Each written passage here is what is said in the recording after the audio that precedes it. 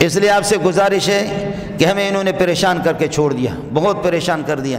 میرے پاس یہاں 1600-1700 طلبہ ہے، راشن کے اعتبار سے ہمیں پریشان کر کے باہر نکل بھی نہیں سکتا، میں تو باہر جاتا بھی نہیں۔ اس لیے علماء کو اگر آپ چاہیں کہ ایمان یہاں رہے اور یہاں پر ایمان کا سرمایہ رہے، یہاں منکرات پر ٹوک ہوں، منکرات پر نکیر ہوں، ہمارے ملک کے اندر کچھ مسلمانی اور اسلام باقی رہے، قرآن باقی رہے، علماء کی حفاظت آپ کو کرنی ہوگی، مدارس کو خود چلاؤ گے۔ میں آپ سے عرض کر رہا تھا کہ میں بھی پریشان ہوں، دارالعلوم بھی پریشان ہے، بین روڈاؤں بھی پریشان ہے۔ اس لیے آپ سے گزارش ہے کہ اپنے مدارس کی خیر خبرگیری بھی کرو کہ کیا ہو رہا ہے، یا آپ چاہیں مدارس بند کریں تو ہم بند کر دیں، پھر آپ کی مرضی ہے، سمجھے۔